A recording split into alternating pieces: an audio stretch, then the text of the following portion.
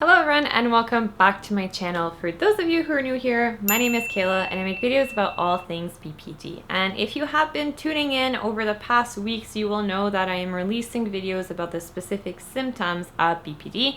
And today we're going to be talking about the second symptom, which is the unstable relationships. The DSM characterizes the second symptom as a pattern of unstable, intense interpersonal relationships alternating between extremes of idealization and devaluation. Now, because with BPD we do have this heightened sensitivity to abandonment, this inevitably bleeds into our interpersonal relationships, where those with BPD then interpret words and actions as a form of abandonment, which can lead to the triggering of these extreme differences between you're the best and you're the worst, I love you, and I hate you. A lot of this intensity negatively impacts romantic relationships, but it can also impact more casual relationships such as friends, coworkers, and others. It really depends from individual to individual. Everyone who has BPD is different and they all express the symptoms differently. So for me, for example, it's really with romantic partners that I see this extreme shift in I love you and I hate you. As we know, as human beings, we are social creatures. And the issue now with this is that it's really hard to conceptualize a world in which we don't have any interaction with others,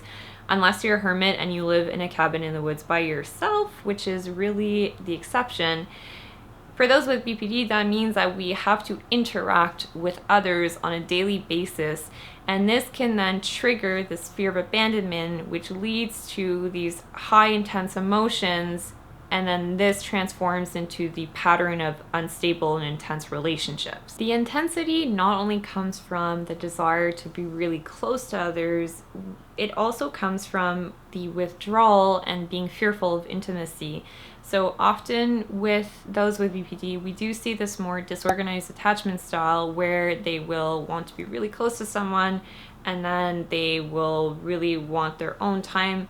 And so we have this constant and intense back and forth in the relationship, and it makes it really difficult to create any sense of stability. Heightened sensitivity to rejection, known as abandonment sensitivity, may trigger your devaluing reaction. And so with those with BPD, we get sometimes when we sense that someone may be rejecting us or we perceive things as a form of abandonment, we tend to push them away. And then when we do push them away and they actually go away, we revert back to saying, no, be close to me, I need you. And this is where the high fluctuation in extremes comes into play. It often does get triggered by this first symptom, which is the fear of abandonment. The tricky thing with this symptom is that because we have these core beliefs of being defective or not good enough or whatever that they may be, we tend to create our own interpersonal environments. What I mean by this is that over the years, you have collected a data set which indicates that others are bad, that they will hurt you, that you can't trust them. And this is based a lot on early childhood experiences and trauma that you have lived that was accurate at the time that those people were hurtful to you. And so what we do is that we take this data set and we carry it over into our new adult relationships.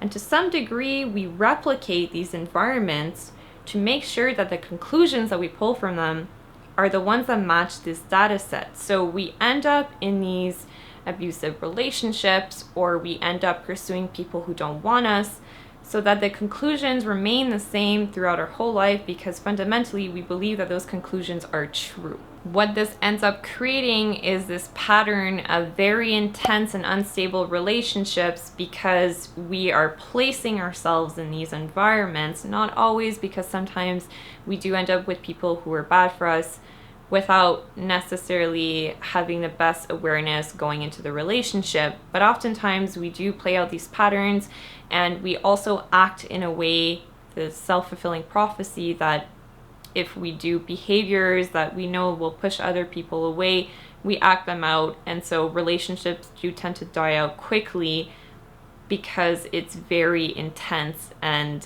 unstable. Luckily, there's a lot of things that you can do to help to manage and mitigate this symptom. The first one being would be to create a structured environment. So we all know that when there's a lot of variability, that this creates anxiety, which heightens our hypersensitivity to loss and abandonment. So just by creating a structured environment for yourself, so whether that's using calendars.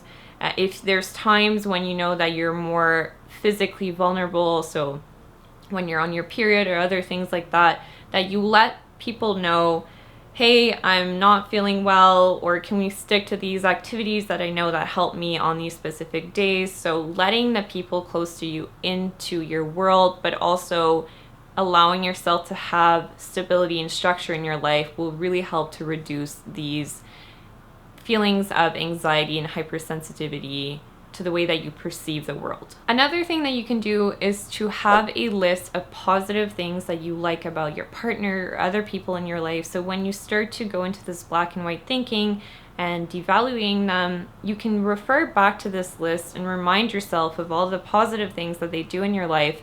So this can help to manage the extreme shifts in I love you and I hate you. Something else that I have already spoken about in previous videos would be to identify your triggers. Now, when you know what triggers you, you can then reduce these things from happening. So for example, I am someone who doesn't respond well to people raising their voices at me, and this is a big trigger. So when you know those triggers, you can identify them for yourself and then communicate them to others to help others better understand what it is specifically that they're doing that is not helping the overall situation. Other useful things you can do would be things such as practicing mindfulness and slowing down and removing yourself from situations to be able to check the facts objectively to see what's really going on, to make sure that you're not getting swept away by your emotional mind. The last thing I will recommend is to stop testing your partner. They cannot read your mind, and you are setting up these tests in your mind that they might get right the first time, but are bound to fail at some point, which will show you or prove to you that they don't love you. This isn't a good way of maintaining relationships. People can't read our minds. They don't know what we need. They don't know what we want. So just being open and communicating how you're feeling, and I know how difficult that is. The more you do it, the easier it does get. So yeah, stop testing your partners. They're going to fail. You're going to react poorly. It's going to be negative for everyone in the relationship. As always, I'm curious to know what has helped you to better manage your interpersonal relationships so that you can move from very unstable and intense ones to more secure and stable, long-lasting relationships. If you found this video useful, be sure to give it a like. It is good for the YouTube algorithm, which means that the more people like this, the more people watch my videos, the more people watch my videos, the more people get information about BPD, and the more information we spread about BPD, the more we help to break down this stigma. If you're not already, I encourage you to hit the subscribe button down below, as well as the bell notification up top to get notified when I do post videos every Monday about all things BPD. On that note, thank you so much for watching. I wish you all the best week, and I will see you back here next time for another episode of On the Line.